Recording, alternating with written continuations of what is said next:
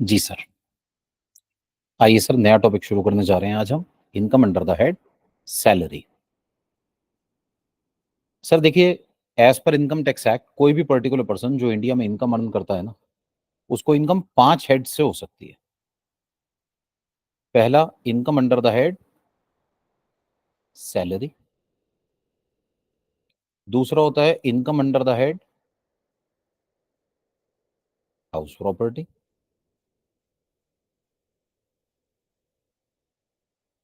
तीसरा होता है हमारे पास इनकम अंडर द हेड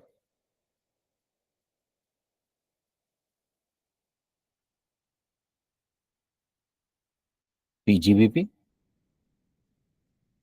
चौथा होता है income under the head capital gains. और लास्ट होता है इनकम अंडर द हेड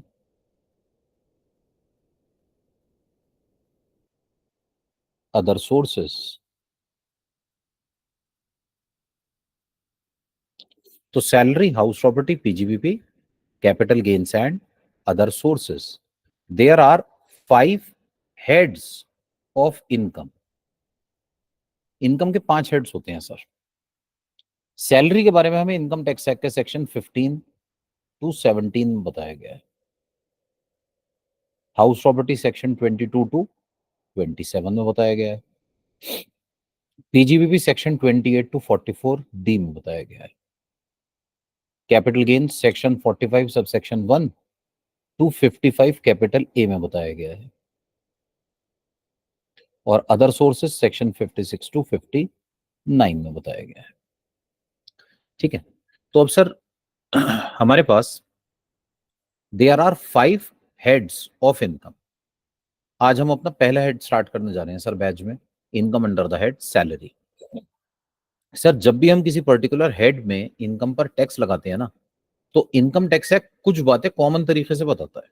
जैसे सबसे पहले हमें यह बताता है कि इस पर्टिकुलर हेड में कौन सी इनकम को कवर किया जाएगा।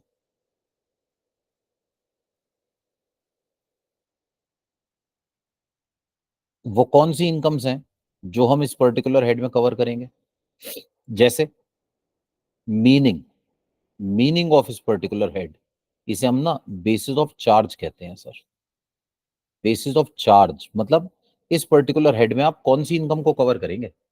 जैसे हम अपने पास सैलरी पढ़ने जा रहे हैं, सैलरी का बेसिस ऑफ चार्ज हमें इनकम टैक्स एक्ट के सेक्शन 15 में बताया गया है।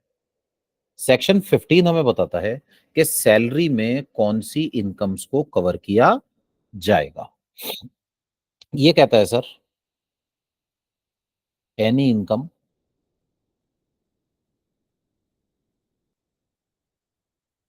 Arising in employer employee relationship.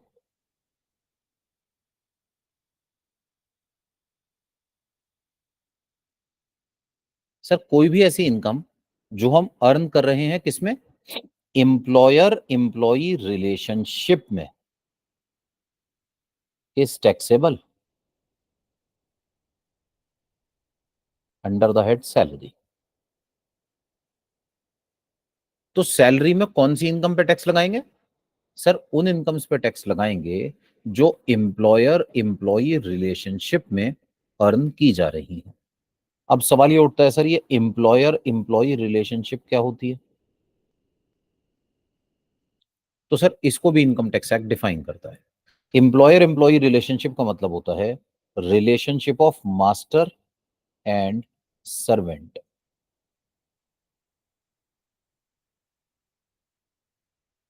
Sir relationship of master and servant. Sir master और सर्वेंट की जो रिलेशनशिप होती है ना, it is taxable under the head salary. ठीक है।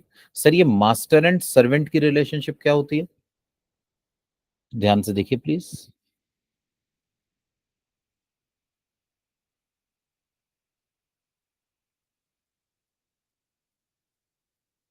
Master servant relationship.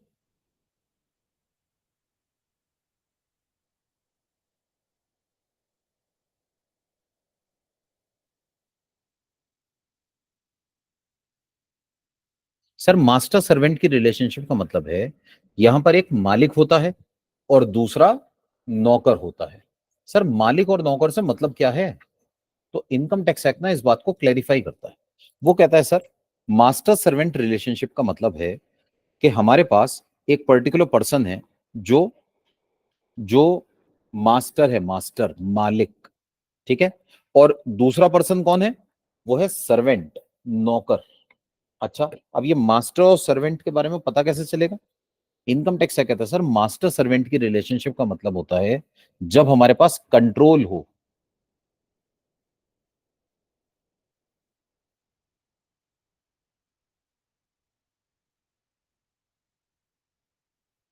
Over the method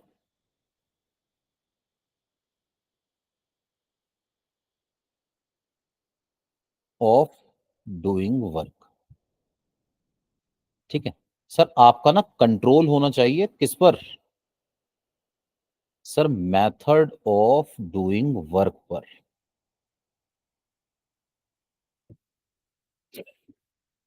if you have control over the method of doing work. Sir अगर हमारा कंट्रोल होता है काम पर नहीं, काम के करने के तरीके पर। ठीक है, आपका कंट्रोल है किस चीज पर? काम को करने के तरीके पर, method of doing work. Sir एक बात बताऊं, देखिए वर्क पर हमेशा हमारा कंट्रोल होता है। आप अगर किसी को पैसे दे रहे हैं ना और काम करवा रहे हैं, तो जो आप काम करवाएंगे ना सर, काम, उस पर हमेशा आपका कंट्रोल होगा। सर अगर मैं किसी के पास जाऊं कुछ काम करवाने के लिए और उसको पैसे दूं, तो काम क्या करना है ये तो मैं बताऊंगा ना, वो थोड़ी बताएगा काम क्या करना है। काम तो मैं बताऊंगा सर, लेकिन काम किया कैसे जाएगा ये कौन डिसाइड करेगा? सर अगर ये मेरा एम्प्लॉय है तो मैं डिसाइड करूंगा, और अगर एम्प्लॉय नहीं है तो सर फिर ना ये पर्सन खुद डिसाइड करेगा। ठीक है सर, अगर कोई मेरा एम्प्लॉय होता है तो मैं डिसाइड करता हूं कि वो काम कैसे करेगा।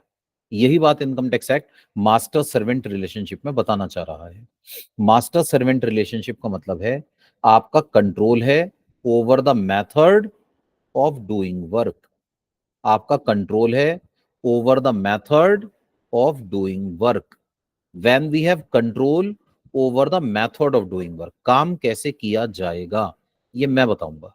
ठीक है, तो इस केस में हमारा कंट्रोल है सर काम पर। और अगर मान लीजिए हमारा काम पर कंट्रोल नहीं है तो, सॉरी, मेथड पे कंट्रोल नहीं है तो सर फिर ये हमारे पास सैलरी में टैक्सेबल नहीं किया जाएगा। एक एग्जांपल के जरिए बात समझते हैं सर। सर मान लीजिए एक कंपनी है एबीसी लिमिटेड। इसको ना अपने अकाउंट्स बनवाने हैं, अकाउंट्स। इन्होंने क्या करा, इन्होंने मिस्टर ए को अपने पास जॉब पर रख लिया। मिस्टर ए इनके अकाउंटेंट है, अकाउंटेंट। ठीक है, मिस्टर ए इनके अकाउंटेंट हैं। ये इनको सैलरी देते हैं सर 50,000 रुपये महीना। सीनियर अकाउंटेंट है कंपनी के, मिस्टर ए। ठीक है, एक और एग्जांपल लेते हैं।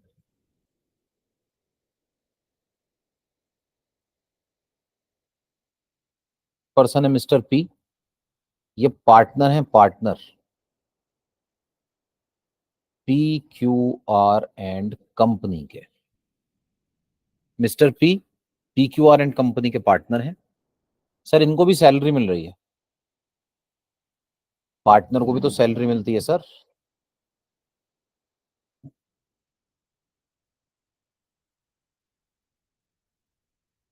1 लाख रुपए महीने की।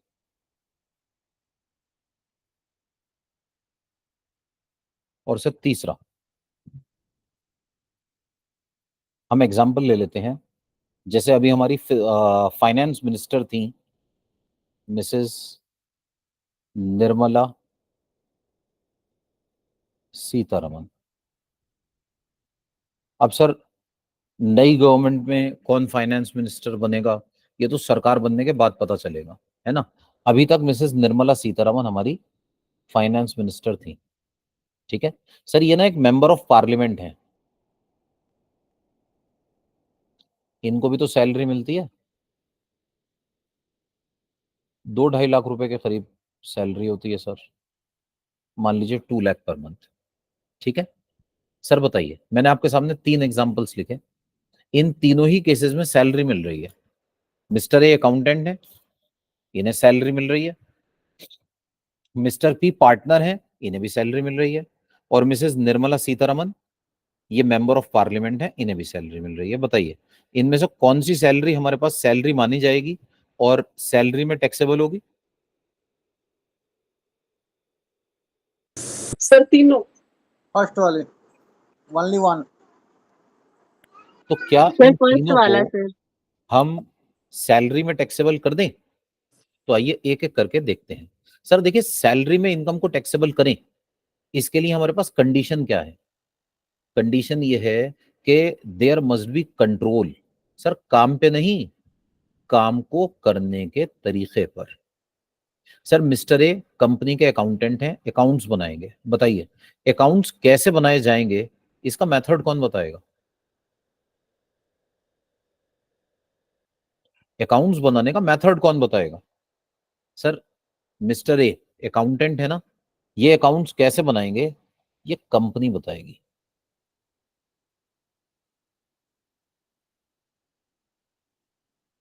अकाउंट्स बनाने के अलग अलग मेथड होते हैं सर। अकाउंट्स बनाने का एक मेथड होता है डबल एंट्री बुक कीपिंग,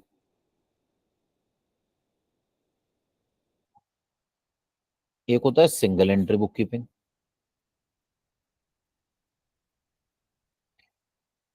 अब बताइए, अकाउंट्स डबल एंट्री पे बनने चाहिए या सिंगल एंट्री पर? ओनर डिसाइड करेगा ये। जी सही बात है सर। कंपनी ने कहा सर हम तो सिंगल एंट्री पे बनाना चाहते हैं। वैसे कंपनीज ना double entry book keeping follow करती हैं, सिंगल एंट्री फॉलो नहीं कर सकती, लेकिन कंपनी ने कहा नहीं हम तो सिंगल एंट्री फॉलो करना चाहते हैं, ठीक है। अब बताइए, ये डबल एंट्री पर बनाएंगे या सिंगल एंट्री पर? सिंगल पर बनाएंगे सर।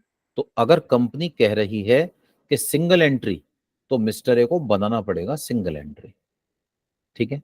अगर मिस्टर ए कहे नहीं सर सिंगल एंट्री पर नहीं, मैं डबल एंट्री पर बना के दिखाता हूं, बहुत ही सुंदर अकाउंट, बहुत बढ़िया, ठीक है। कंपनी ने इनसे कहा सिंगल एंट्री फॉलो करो, इन्होंने कहा नहीं मैं तो डबल एंट्री करूंगा, तो क्या होगा बताइए? सर मैं बताता हूं, कंपनी इनको निकाल देगी, कहेगी बेटा तुम घर बैठो, तुम रहने दो, ठीक है, हम किसी और से बनवा लेंगे। अगर एम्प्लॉयर मुझे किसी काम की इंस्ट्रक्शन दे रहा है तो मुझे वो इंस्ट्रक्शन फॉलो करनी पड़ेगी, ठीक है।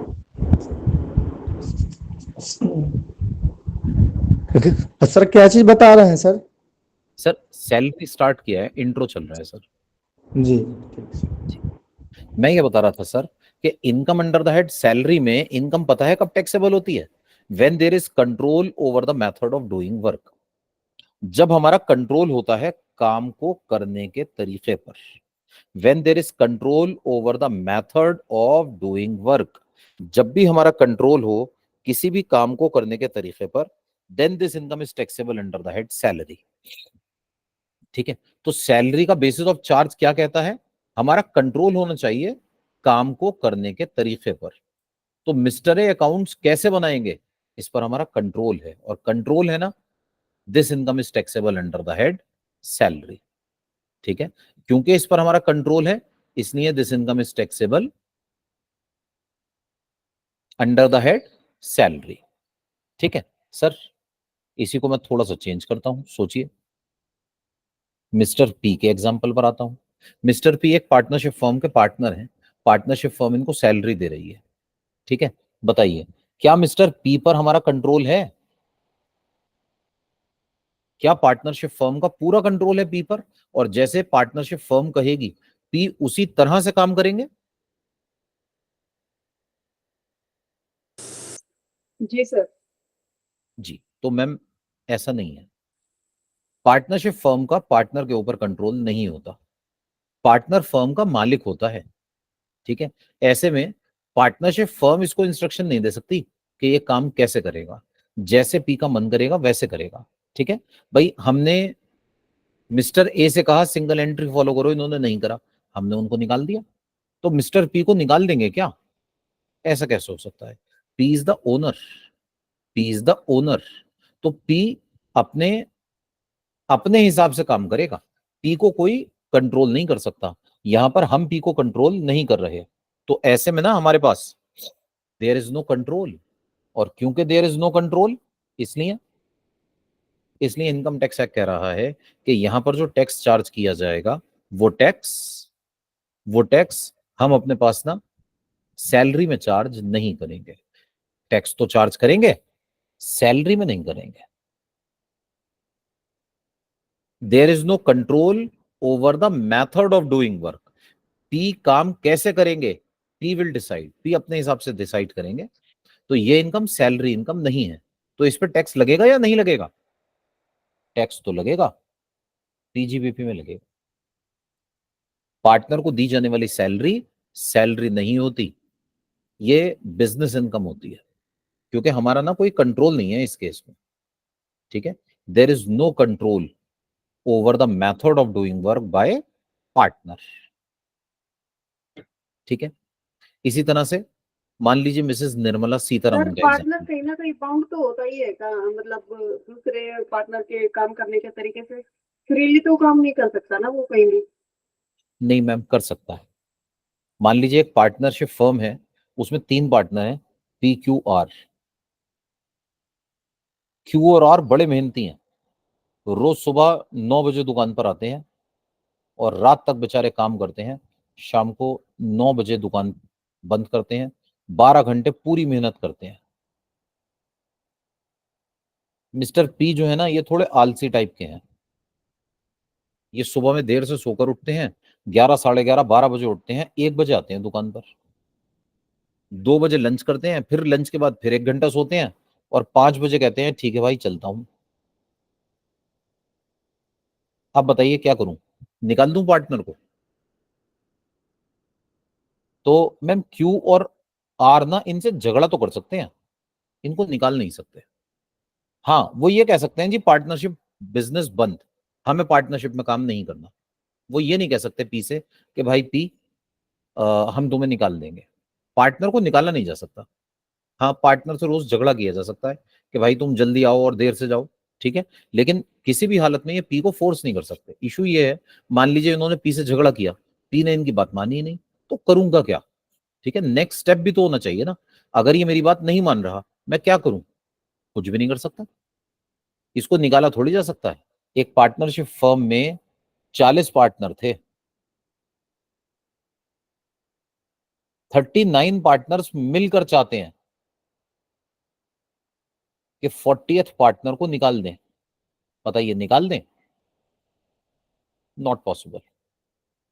ये हमारे पार्टनर है, मालिक है बिजनेस का, इसको निकालना नहीं जा सकता। हाँ, एक काम हो सकता है, अगर ये बार बार इस तरह का काम कर रहा है जिससे हमें लगता है कि पार्टनरशिप फर्म को नुकसान हो रहा है, तो मैं कोर्ट में जा सकता हूं इसके अगेंस्ट, और जज साहब से कह सकता हूं सर, अगर ये पार्टनर रहा ना, ये बर्बाद करा देगा सबको, इसको निकाल दो प्लीज। जज साहब निकाल सकते हैं, पार्टनर्स नहीं निकाल सकते। ठीक है, पार्टनरशिप फर्म के पार्टनर पर किसी का कोई कंट्रोल है ही नहीं, और कंट्रोल नहीं है, इसीलिए इसीलिए तो हम कह रहे हैं this is taxable under the head PGBP, this is not taxable under the head salary. Ma'am point clear है? जी सर। अब हम आते हैं हमारी वित्त मंत्री मिसेस निर्मला सीतारमन के ऊपर। सोचिए, क्या इन पर किसी का कंट्रोल है? क्या फाइनेंस मिनिस्टर पर किसी का कंट्रोल होता है? क्या एक नॉर्मल मेंबर ऑफ पार्लियामेंट पर किसी का कंट्रोल होता है?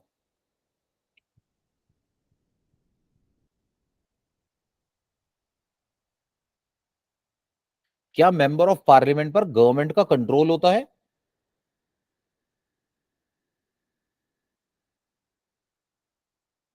जी सर बताइए, जो हमारे एमपीज होते हैं, क्या इन पे सरकार का कंट्रोल होता है?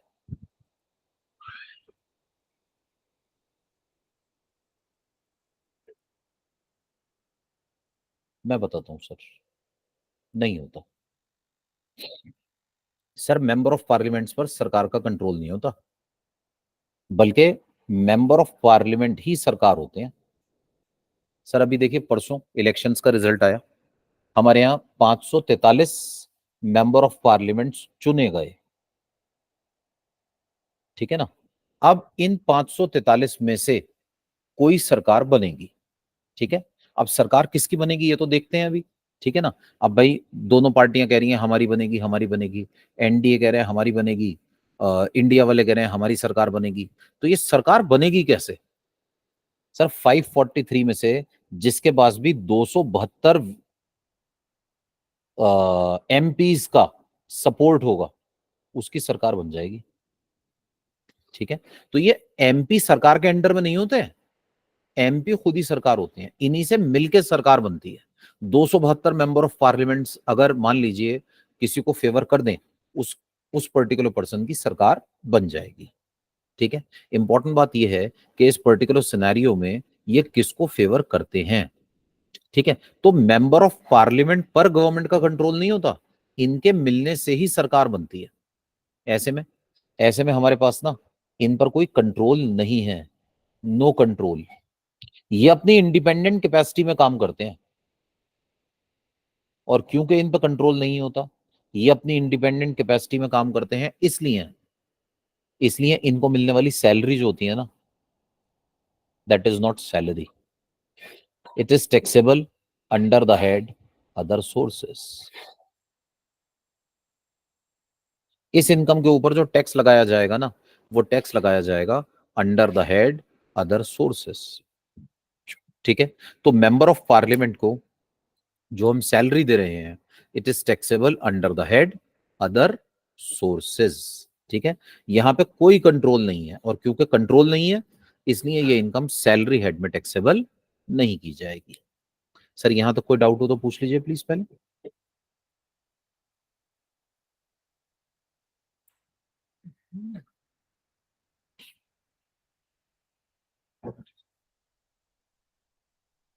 सर कोई डाउट हो तो पूछ लीजिए प्लीज। ठीक है सर, चलिए आगे। हाँ जी, तो देखिए सबसे पहले हमने पता है क्या बात की, हमने पहले बात की बेसिस ऑफ चार्ज की। बेसिस ऑफ चार्ज हमें क्या बताता है? देखिए जब भी हम किसी पर्टिकुलर हेड में इनकम पे टैक्स लगाते हैं ना, हमें तीन बातें देखनी होती हैं। पहली होती है basis of charge. Basis of charge मतलब ये इस पर्टिकुलर हेड में कौन सी इनकम को कवर किया जाएगा। जैसे हमने कहा सैलरी, तो एम्प्लॉयर एम्प्लॉय रिलेशनशिप में जो इनकम होगी ना, it is taxable under the head salary. अब दूसरी बात वो होती है मेथड ऑफ अकाउंटिंग। सर जो पेंशन जी होती सर। है ये कौन से हेड में आएगी फिर? पेंशन सर जो होती है। पेंशन भी सैलरी में ही आएगी। सर बताइए जब पेंशन मिलती है तो एम्प्लॉयर एम्प्लॉय रिलेशनशिप होता है या नहीं होता? तो जब सेम पर्सन को मिलती है ना, तो सैलरी भी होती है, और अदर्स को मतलब फैमिली पेंशन होती है, तो वो अदर सोर्सेज में आती है ना। जी ma'am, family pension other sources में होती है।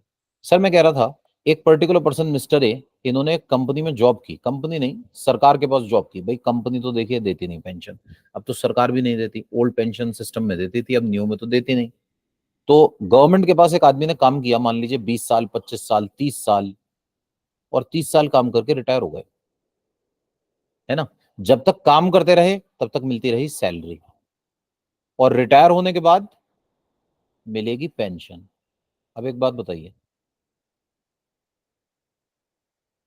सर, ये जो पेंशन दी जा रही है ये क्यों दी जा रही है? सर ये इसलिए दी जा रही है क्योंकि मैंने 30 साल काम किया। सर ये मिल रही है आफ्टर रिटायरमेंट, रिसीव हो रही है आफ्टर रिटायरमेंट, लेकिन मिल क्यों रही है बताइए?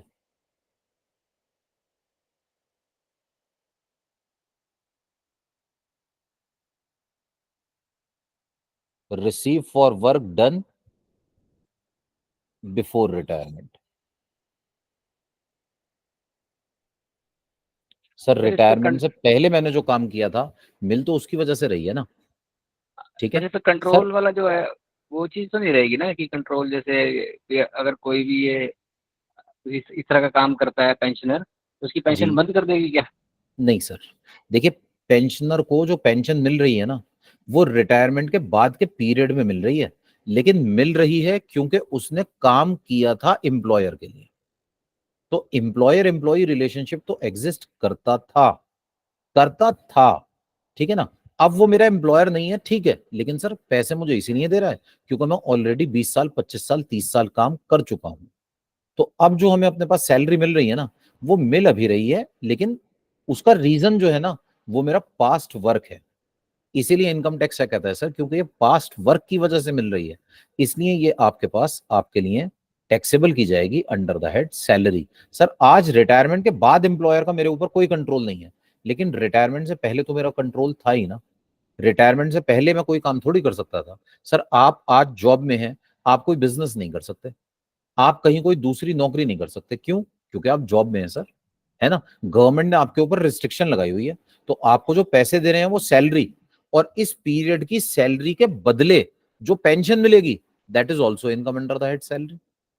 वो मिलेगी रिटायरमेंट के बाद। रिटायरमेंट के बाद एक तरह से देखा जाए तो मेरे ऊपर से कंट्रोल खत्म हो जाएगा सर, लेकिन वो पैसे मिल बाद में रहे हैं, उसका जो रिलेशन है वो पास्ट पीरियड से है सर। जो प्रीवियस वर्क है उसकी वजह से पेंशन मिल रही है, इसीलिए इसको हम सैलरी हेड में ही टैक्सेबल करते हैं। सर पॉइंट क्लियर है सर? सर, हाँ, लेकिन अभी जैसे अभी मैम कह रही थी, वो बहुत वैलिड पॉइंट था। कई बार ऐसा होता है सर, एक particular person mister A government job में है,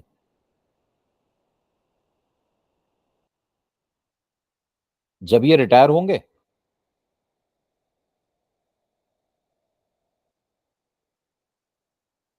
इन्हें पेंशन मिलने लगेगी। लेकिन सर मैं ये बता रहा था, कभी कभी ऐसा भी तो होता है, एम्प्लॉय की डेथ हो गई, मिस्टर ए डाइट, अब मिस्टर ए के बाद ना मिसेज ए को फैमिली पेंशन मिलनी शुरू हो गई। सर सेंट्रल गवर्नमेंट एम्प्लॉय की डेथ के बाद ना, उसकी जो फैमिली होती है, उसकी जो स्पाउस होती है, ठीक है, वाइफ को पेंशन मिलनी शुरू हो जाती है। ऐसे में सोचिए, ये जो वाइफ को पेंशन मिल रही है, क्या वाइफ के साथ भी एम्प्लॉयर एम्प्लॉय रिलेशनशिप थी? सर वाइफ के साथ तो एम्प्लॉयर एम्प्लॉय रिलेशनशिप नहीं थी। तो अब ये जो वाइफ को पेंशन मिल रही है ना, it is taxable under the head other sources. हम डिस्कस करेंगे सर अदर सोर्सेज में। फैमिली पेंशन अदर सोर्सेज की इनकम होती है, और जो हमें अपने पास पेंशन मिल रही है एम्प्लॉय के हैंड्स में, वो सैलरी की इनकम होती है। Pension receive by employ,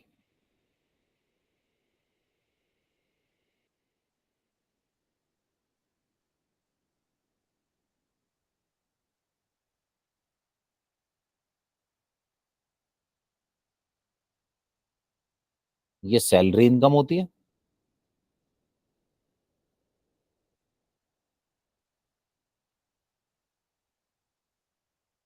receive by spouse, ये होती है फैमिली पेंशन,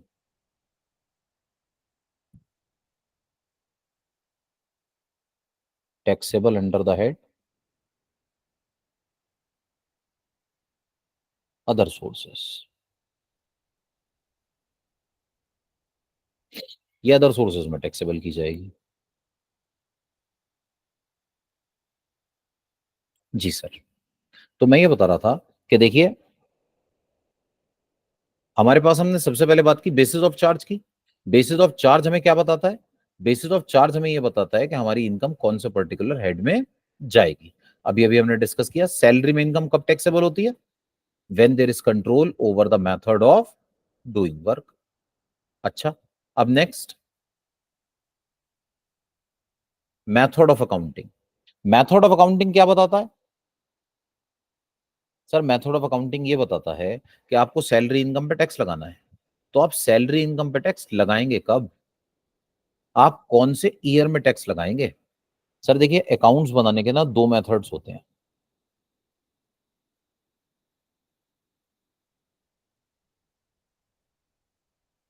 एक होता है कैश बेसिस ऑफ अकाउंटिंग, एक होता है sir accrual basis of accounting. Accrual basis को ना मर्केंटाइल सिस्टम भी कहते हैं सर।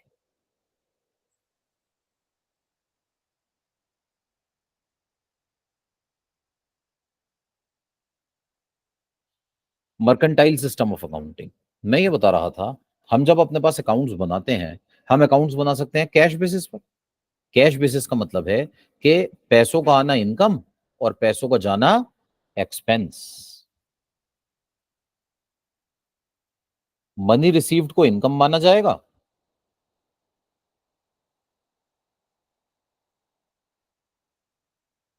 और मनी पेड को एक्सपेंस।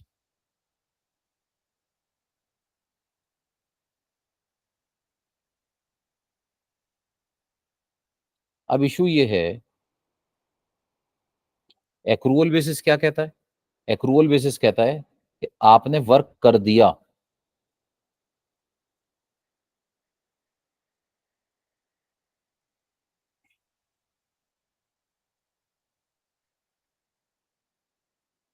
ये है इनकम। हमने दूसरों के लिए काम किया, सर हमने जो दूसरों के लिए काम किया, ये क्या है? एक्रूअल बेसिस कहता है इनकम है। पैसे मिले या ना मिले,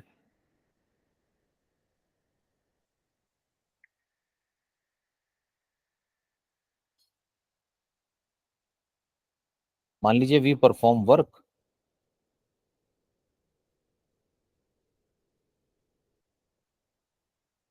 फॉर अदर्स, इसे इनकम माना जाएगा वेदर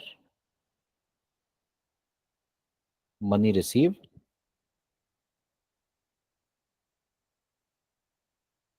और नॉट, है ना। और सर मान लीजिए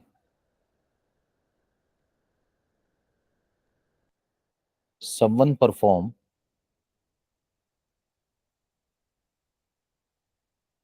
एनी वर्क फॉर अस, किसी ने हमारे लिए कोई काम किया, इसे माना जाएगा एक्सपेंस वेदर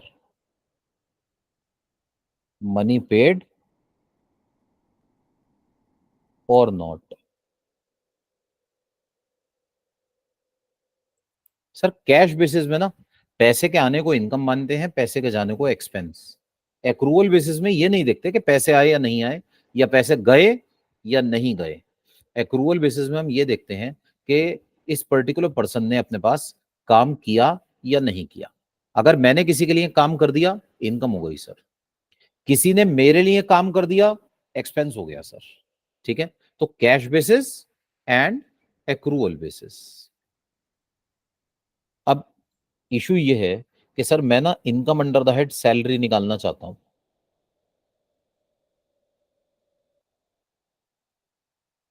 इसका मेथड ऑफ अकाउंटिंग क्या होगा?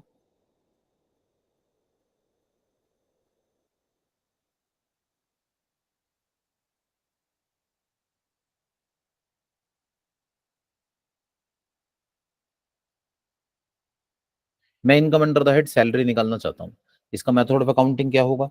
एक एग्जांपल के जरिए बात को समझने की कोशिश करते हैं। सोचिए सर, एक पर्सन थे मिस्टर ए, XYZ लिमिटेड में अकाउंटेंट की पोस्ट पर काम कर रहे थे। सैलरी थी 75,000 per month, 75,000 rupees per month. हाँ जी बताइए, मिस्टर ए की इनकम कितनी? सर 75,000 रुपये महीना है, एक साल के कितने हो गए? 9 लाख रुपए। 9 लाख रुपए एक साल की इनकम हो जाएगी।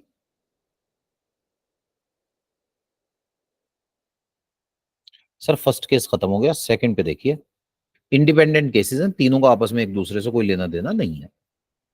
सर मिस्टर ए ना एक कंपनी में जॉब कर रहे थे, पैसे मिले ना 75,000 रुपए, ठीक है, पर मंथ। हुआ क्या, कंपनी ने क्या करा, इनको 8 महीने सैलरी दी। काम तो इन्होंने 12 महीने किया, 8 महीने पैसे दे दिए, 6 लाख रुपए। फिर इनसे कहा बेटा 4 महीने के ना पैसे नहीं है हमारे पास, बाद में ले लेना।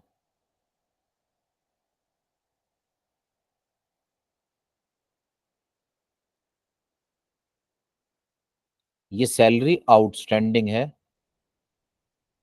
बाद में दूंगा सर, बाद में, अभी है नहीं पैसे। कंपनी ने कहा बेटा हालात थोड़े खराब हैं, कोरोना चल रहा है, ये 4 महीने की सैलरी अगले साल में ले लेना, ठीक है। पैसे कितने मिले, 6 लाख। कितने मिलने हैं, 3 लाख, ठीक है। सर थर्ड केस, ये भी खत्म हो गया। थर्ड केस, सर मिस्टर एक कंपनी में जॉब कर रहे थे, 75,000 रुपये महीना सैलरी थी, 12 महीने के 9 लाख रुपए मिल गए इनको। फिर इन्हें ना सर कुछ पैसों की जरूरत थी, ये अपने एम्प्लॉयर के पास पहुंचे, कहने लगे सर थोड़े से ना पैसे चाहिए। एम्प्लॉयर ने कहा क्या चाहते हो, उधार। इन्होंने कहा नहीं, उधार तो चुकाना पड़ता है। एम्प्लॉयर ने कहा फिर ऐसे कौन से पैसे होंगे भाई जो चुकाने ना पड़े। इन्होंने कहा सर मेरी 2 महीने की सैलरी एडवांस में दे दीजिए, 2 महीने अगले काम करूंगा, पैसे नहीं लूंगा, आप सैलरी दे दीजिए, अभी काम अगले 2 महीने करके पैसे बराबर कर दूंगा। एम्प्लॉयर ने कहा बेटा क्या बात कर दी यार, तुम तो हमारे इतने पुराने एम्प्लॉय हो, और फौरन 1.5 लाख रुपए दे दिए, ठीक है। सर 3 अलग अलग केसेस मैंने लिखे। पहले केस में 9 लाख सैलरी है, 9 ही लाख मिली। दूसरे केस में 9 लाख सैलरी है, 6 लाख मिल गई, 3 लाख बाद में मिलेगी। तीसरे केस में 9 लाख सैलरी है, मिली कितनी, सर मिली 10,50,000, अगले 2 महीने के पैसे एडवांस में मिल गए। बताइए इनकी जो टैक्सेबल इनकम निकाली जाएगी, तो टैक्सेबल इनकम कितनी, बताइए सर। पहले केस में इनकम कितनी, सर 9 लाख। बताइए दूसरे केस में कितनी इनकम पे टैक्स लगाऊं, 9 लाख 9 लाख पर। और तीसरी इनकम, तीसरे केस में again 9 lakh. Again 9 lakh, 9 lakh, 9 lakh, 9 lakh. Sir कोई और कुछ कहना चाहता है,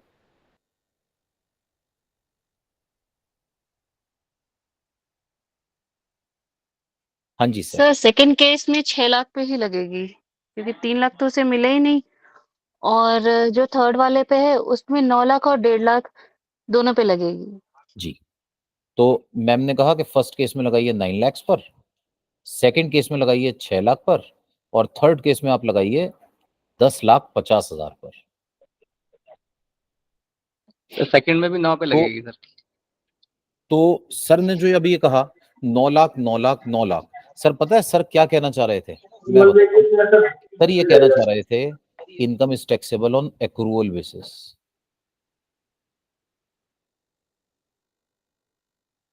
और जो भी मैम ने कहा 9 लाख, 6 लाख, 10,50,000, मैम कहना चाह रही थी cash basis.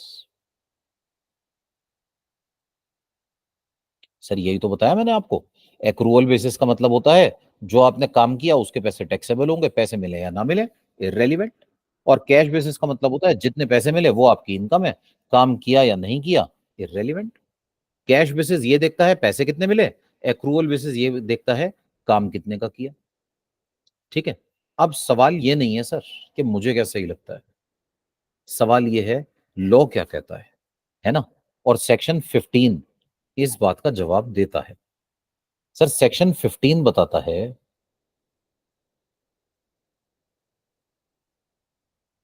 Income under the head salary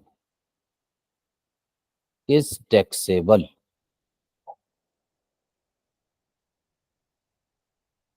on the basis of receipt और due, on the basis of due और रिसीव्ड, एक ही बात है वैसे तो, due or received, whichever is earlier. Sir, income under the head salary is taxable on the basis of due or received. Sir, whichever is earlier. जरा एक minute देखिएगा प्लीज। सर पहले केस में 9 लाख रुपए सैलरी है, 9 लाख रुपए मिल गए, 9 लाख पे टैक्स दे दो। दूसरे केस में सर 1 साल की इनकम 9 लाख बनती है, मिले 6 लाख, इनकम टैक्स क्या कहता है सर, आपने अपने पास 9 लाख रुपए कमा लिए ना, आप काम कर चुके हैं 9 लाख का, आप एक काम करो 9 लाख पे टैक्स दो। और तीसरे केस में सर, तीसरे केस में ना बनते हैं 9 लाख रुपए, मिल कितने गए सर, 10,50,000। 1.5 लाख रुपए मुझे मिल तो गए, लेकिन मैंने भी काम नहीं किया। इनकम टैक्स कहता कोई बात नहीं, मिल गए ना, पैसे मिल गए ना, लाओ तुम टैक्स निकालो। इनको टैक्स देना पड़ेगा 10,50,000 पर। सर ड्यू और रिसीव्ड,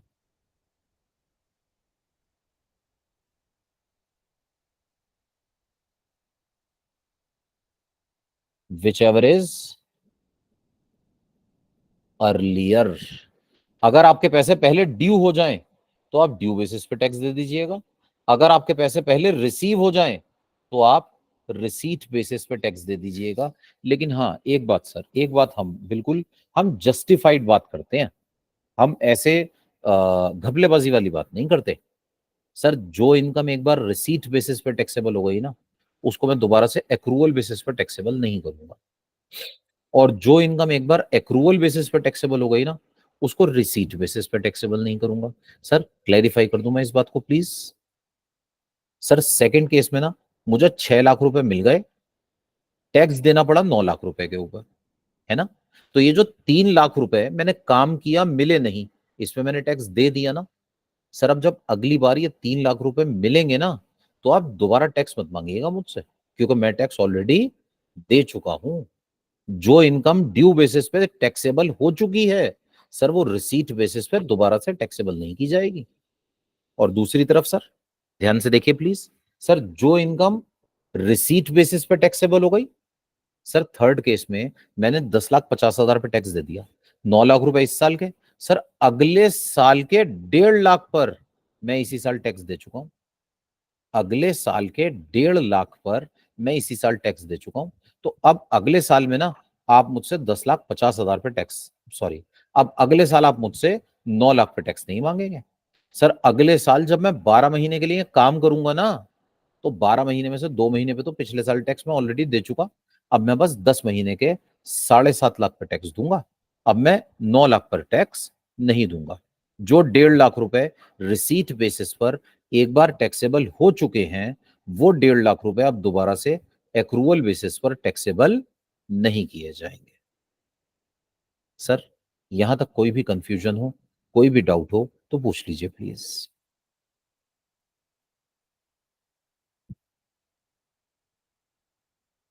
सर इसी से एक रिलेटेड डाउट है।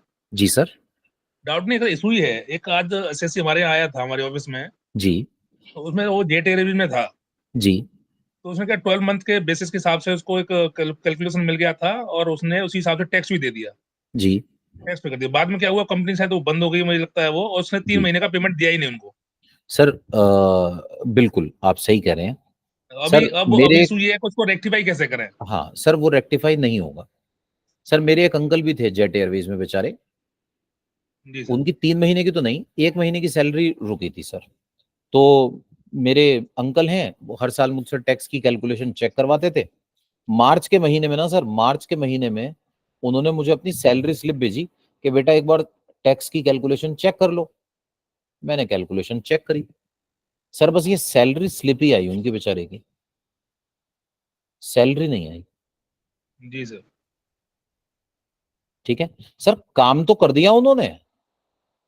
2 मार्च को, 2 अप्रैल को इनकी सैलरी स्लिप आई, और सैलरी स्लिप आने के बाद कंपनी की तरफ से अनाउंसमेंट हो गया कि सर कंपनी बंद।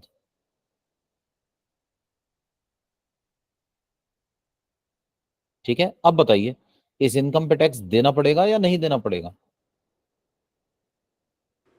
सर नहीं देना है। मैम देना पड़ेगा, टैक्स तो आपको देना ही पड़ेगा। ठीक है, क्यों देना पड़ेगा? क्योंकि देखिए काम तो आपने कर दिया, ठीक है, काम आपने कर दिया, ठीक है, काम कर चुके ना। अब इस पर्टिकुलर सिनेरियो में आपको सैलरी मिले या आपको सैलरी ना मिले, सैलरी ड्यू तो हो चुकी है।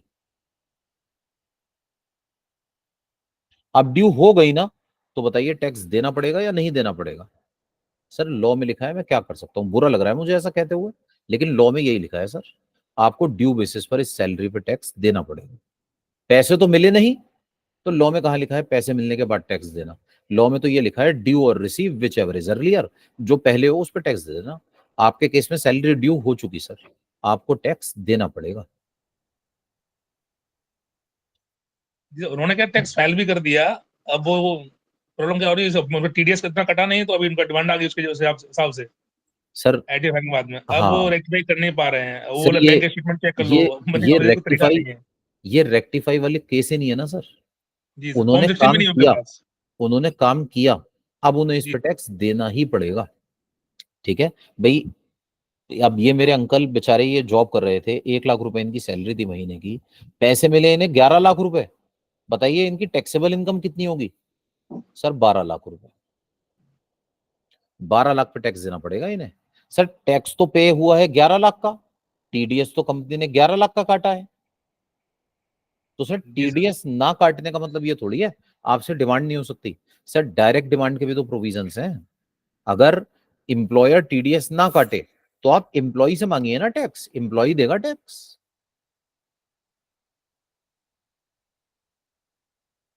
जी सर सर। ये जो सैलरी मिली ही नहीं, क्या ये मेरी इनकम बनेगी? आंसर इज यस, बनेगी। क्या इस पर भी टैक्स देना पड़ेगा? आंसर इज अगेन यस, इस पर भी टैक्स देना पड़ेगा। सर पैसे तो मिले ही नहीं, टैक्स कहां से दूं? सर वो मेरी प्रॉब्लम नहीं है सर, वो मेरी प्रॉब्लम नहीं है, मुझे तो टैक्स चाहिए। ठीक है, लॉ मेकर्स को इस बात से मतलब नहीं है। सर आपने हमें थोड़ी दिए थे पैसे, आपको कंपनी ने पैसे नहीं दिए, तो आप कंपनी पे केस कीजिए ना, आप लिटिगेशन में जाइए, आप पैसे रिकवर कीजिए। हमें मतलब नहीं है इन बातों से, हमें टैक्स चाहिए ही चाहिए। सर सोचिए, इन्हें मार्च की सैलरी नहीं मिली तो मार्च का बिजली का बिल माफ हो जाएगा? सर बीएसईएस को पैसे देने पड़ेंगे, है ना, पानी का बिल देना पड़ेगा, सारे पेमेंट करेंगे, हमें नहीं देंगे। तो भाई हमने ऐसा कौन सा पाप किया है? जब आप सारे पेमेंट कर रहे हैं तो हमारा पेमेंट भी करिए ना। आपको टैक्स देना पड़ेगा, अपने पास से देना पड़ेगा, इसमें हमारी कोई इशू नहीं है, हमारा कोई गलती नहीं है। ठीक है, कंपनी ने इनको पैसे नहीं दिए तो कंपनी जाने और ये जाने, एक दूसरे को खूब मारो, हमें हमारे पैसे दे दो। ठीक है, इनको टैक्स देना पड़ेगा सर। इनकम टैक्स में कोई ऐसा प्रोविजन नहीं है सैलरी चैप्टर में, सैलरी जो ये कहता हो कि अगर सैलरी रिसीव नहीं होगी तो इस आउटस्टैंडिंग सैलरी की, रिटर्न ऑफ सैलरी की, या जिसे हम अकाउंटिंग टर्मिनोलॉजी में बैड डेट्स कहते हैं, बैड डेट्स वाली सैलरी की छूट मिलेगी। सर कोई छूट नहीं मिलेगी इनको, इनको टैक्स देना पड़ेगा इसके ऊपर। रिटर्न में रिवीजन का कोई प्रोविजन ही नहीं है, इनको ये टैक्स रिफंड नहीं होगा, टैक्स देना ही पड़ेगा।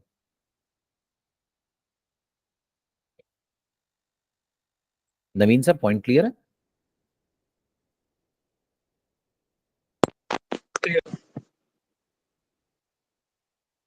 सर वॉइस ब्रेक हो गई सर, कोई डाउट हो तो पूछ लीजिएगा प्लीज। मैम पॉइंट आप पूछ रहे थे इसमें क्लियर हो गया?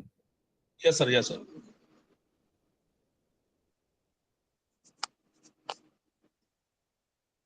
जी अलका मैम कोई डाउट तो नहीं है? No sir. जी, तो ये जो भी अमाउंट है इट इज टैक्सेबल, इसमें कोई इनको रिलीफ नहीं मिल पाएगा सर, इस पे इनको टैक्स देना ही पड़ेगा। आइए सर, बस एक चीज है, अगर आप सेंट्रल गवर्नमेंट को सैलरी छोड़ दें तो आपको टैक्स नहीं देना पड़ेगा। ठीक है, मान लीजिए आपको जो सैलरी मिलती है, मतलब आप करिएगा मत ऐसा, मैं बस एग्जांपल दे रहा हूं, आप सरकार से कहते हैं हमें नहीं चाहिए, ठीक है, तो आपको उस सैलरी पे टैक्स नहीं देना पड़ेगा। सर सरकार ना बड़ी चालाक है सर, ठीक है सर, टैक्स तो सेंट्रल गवर्नमेंट के पास ही जा रहा है। तो अगर कोई एम्प्लॉय सेंट्रल गवर्नमेंट की फेवर में अपनी सैलरी छोड़ दे, सर भगवान न करे, मान लीजिए हमारे देश की किसी देश से लड़ाई हो जाए, अब देश की लड़ाई हो गई, पैसे की जरूरत है, एक एम्प्लॉय थे मिस्टर ए, बड़े देशभक्त टाइप के थे, इन्होंने कहा भाई देश को इस टाइम पैसे की जरूरत है, सरकार से कहा सर मैं अपनी सैलरी छोड़ता हूं, आज से काम करूंगा, सैलरी नहीं लूंगा। ठीक है, तो ऐसे में इनको इस सैलरी पे टैक्स देने की जरूरत नहीं है सर। ठीक है, लेकिन मान लीजिए ये सेंट्रल गवर्नमेंट में नहीं, एबीसी लिमिटेड में जॉब करते थे, बड़े ईमानदार, बड़े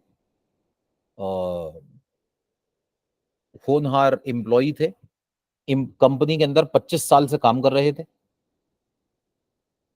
बड़े वफादार थे। ठीक है, 25 साल बाद कंपनी के ऊपर थोड़े हालात खराब हुए, 3 महीने इन्होंने काम किया, 3 महीने काम करने के बाद इन्हें लगा कंपनी के पास पैसे नहीं है, इन्होंने कहा सर कोई बात नहीं, 25 साल से आप पैसे दे रहे हैं, 3 महीने नहीं दिए, कौन सी आफत आ रही है, आप ये सैलरी मत दो। ठीक है सर, बताइए इन 3 महीने की सैलरी पर इन्हें टैक्स देना पड़ेगा या नहीं देना पड़ेगा? सर अपने पैसे छोड़ो ना, मेरे क्यों छोड़ रहे हो? ठीक है, अपने पैसे छोड़ दिए आपने, साथ में आपने कहा मेरे पड़ोसी के पैसे भी मत देना। यार ये क्या बात हुई? पड़ोसी से तो पूछ लो वो छोड़ना चाहता है या नहीं छोड़ना चाहता। ठीक है, आप अपने पैसे छोड़ो ना, मेरे क्यों छोड़ रहे हो? मैं तो नहीं छोड़ना चाहता। इनकम टैक्स का कहता है सर आपको छोड़ना है छोड़ दो, हमारे पैसे तो दो। ठीक है, आप एम्प्लॉयर से लेके दो या आप घर से लाके दो, हमें मतलब नहीं है, हमें हमारे पैसे चाहिए। ठीक है, अगर आप सेंट्रल गवर्नमेंट की फेवर में छोड़ रहे हैं तो बात अलग है, सर टैक्स भी तो सेंट्रल गवर्नमेंट के पास जा रहा है। अब बेचारा 100% पैसा छोड़ रहा है, मैं 30% के लिए पकड़ लूंगा, नहीं नहीं, तूने 100% सैलरी तो दी, ला 30% और निकाल, ये तो थोड़ा गलत हो जाएगा इसके लिए, है ना। लेकिन अगर मान लीजिए ये किसी और के फेवर में छोड़ रहा है तो उससे फेवर करे ना, मेरे साथ भी तो करे, लेकिन फेवर, इसको टैक्स पे करना पड़ेगा। अब जेट एयरवेज ने पैसे नहीं दिए या इसने खुद ही छोड़ दिए, इररेलेवेंट है sir, tax is payable. Sir जो पार्टली उसने अगर पैसा लिया होगा, सैलरी ली होगी, तो उस पे तो टैक्स बनेगा ना, या मैम पार्टली नहीं बनेगा। मान लीजिए 1 लाख रुपए सैलरी है, इसने कहा आधे दे दो बस, 50,000, तो मुझे 1 लाख का टैक्स दे दे। मान लीजिए अगर इस पे टैक्स बनता है 22,000 रुपए, तो मैं 50,000 में से 22,000 ले लूंगा और कहूंगा बचे वो 28,000 तुम्हारे, एंजॉय योरसेल्फ। नहीं सर, सेंट्रल गवर्नमेंट की बात हो रही है। जी जी जी मैम, जी जी जी, बिल्कुल बिल्कुल बिल्कुल। अगर आपने आधे पैसे छोड़े तो उस आधे पे टैक्स नहीं लगेगा, जो आधे पैसे आपने लिए उस पे लगेगा, उस पे तो आपको देना पड़ेगा। जैसे मैम कई बार ऐसा होता है ना, कहीं भगवान ना करे कोई नेचुरल कैलेमिटी आ जाए, तो 1-2 महीने की salary prime ministers relief fund में डोनेट कर दी जाती है, उसकी 80G में छूट मिल जाती है। जो मिली है मुझे सैलरी उस पर मुझे टैक्स देना पड़ेगा, जो मुझे नहीं मिली, कट के चली गई, उस पर मुझे रिलीफ मिल जाएगा। हालांकि उस केस में मैटर अलग होता है, वो मैं सेंट्रल गवर्नमेंट के फेवर में नहीं छोड़ रहा, मैं प्राइम मिनिस्टर्स रिलीफ फंड में डोनेट कर रहा हूं, तो वो डोनेशन अलग चीज हो जाती है, ये अलग चीज हो गई, लेकिन उसमें भी मुझे छूट मिलेगी। ठीक है, तो सर इस पर्टिकुलर सिचुएशन में हमारा मेथड ऑफ अकाउंटिंग क्या होगा? मेथड ऑफ अकाउंटिंग होगा income under the head salary is taxable on the basis of due और received whichever is earlier. Sir कोई विदाउट पे रहता है जैसे ना, जी तो उसका क्या रहेगा सर विदाउट पे वाले का? जैसे छुट्टी ले लेता विदाउट पे।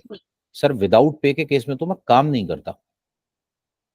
अगर मान लीजिए मेरी सैलरी है सपोज 50,000 रुपए, 25 दिन का मेरा वर्किंग मंथ है, मैंने 4 दिन काम नहीं किया, तो 4 दिन काम नहीं किया तो 50,000 रुपए में 4 दिन के पैसे कट जाएंगे, 10,000, 8,000 रुपए। तो ये 8,000 तो मैंने कमाया ही नहीं ना सर, ना ये 8,000 ड्यू हुए कुलदीप सर, ना ये 8,000 रिसीव हुए, मुझे मिलेंगे ही 42,000, है ना सर। सर मैं ये कह रहा था मैंने काम किया, मैंने पैसे कमाए, फिर पैसे लेना छोड़ दिया, इनकम टैक्स कह रहा है कमा के छोड़ा है ना, टैक्स तुम्हें देना पड़ेगा।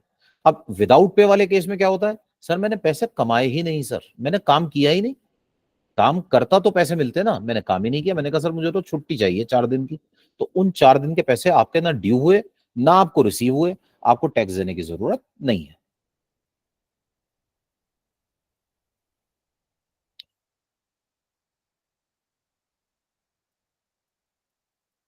सर पॉइंट क्लियर है सर? Yes sir.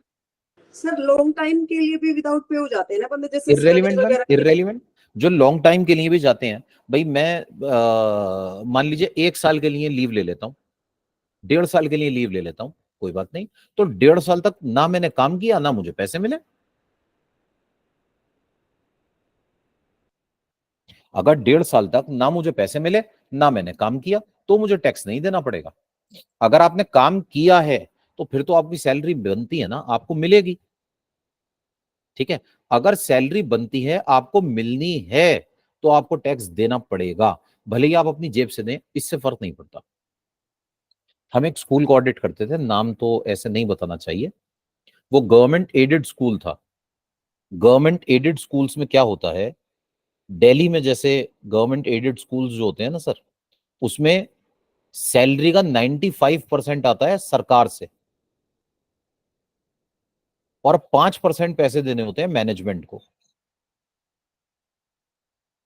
जो स्कूल होता है उसकी मैनेजमेंट अपने पास से पैसे जमा करती है 5%, 95% पैसा सरकार से लेकर वो एम्प्लॉय को 100% सैलरी देती है।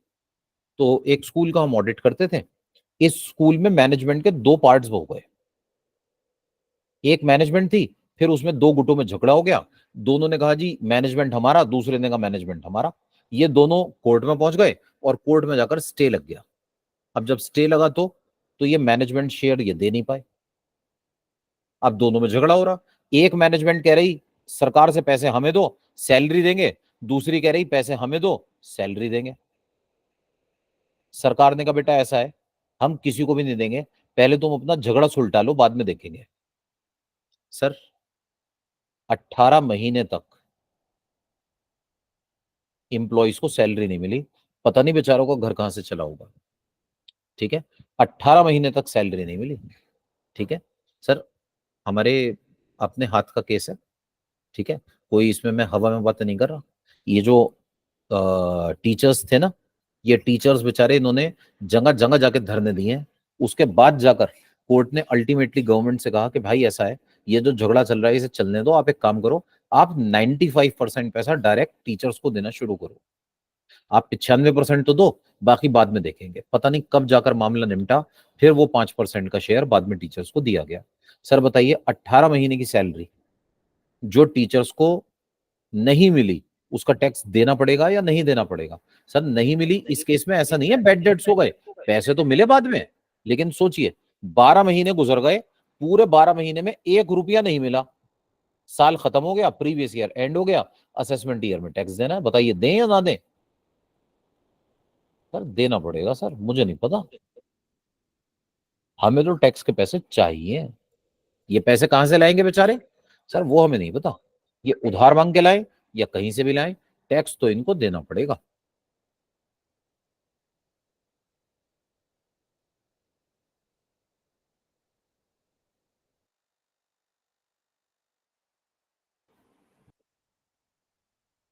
जी सर।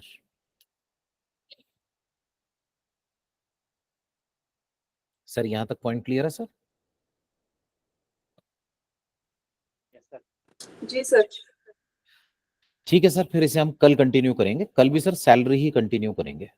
रेसिडेंशियल के ना मैं आपको एक बार नोट्स भेज दूंगा, आप उसके पहले क्वेश्चंस वगैरह ट्राई कर लीजिएगा, फिर हम सैटरडे संडे में बीच में एक दिन उसकी क्लास लेकर डाउट्स वगैरह ले लेंगे और एमसीक्यूज डिस्कस कर लेंगे। एक्चुअली सर 2 दिन से कॉन्टिन्यूसली एनईडीटी में क्लास चल रही है, कल भी क्लास है, तो 3 दिन से ना जरा थोड़ा उसके नोट्स वगैरह में मैं बिजी था, तो मैं रेसिडेंशियल का असाइनमेंट शेयर नहीं कर पाया, मैं कल कर दूंगा। आप उसका प्रिंट आउट निकाल के एक बार क्वेश्चंस वगैरह कर लीजिएगा, फिर उसके बाद आगे हम उसके डाउट्स ले लेंगे। सर एक रिक्वेस्ट थी सर। जी सर। सर जैसे मान लो कोई चैप्टर खत्म होता है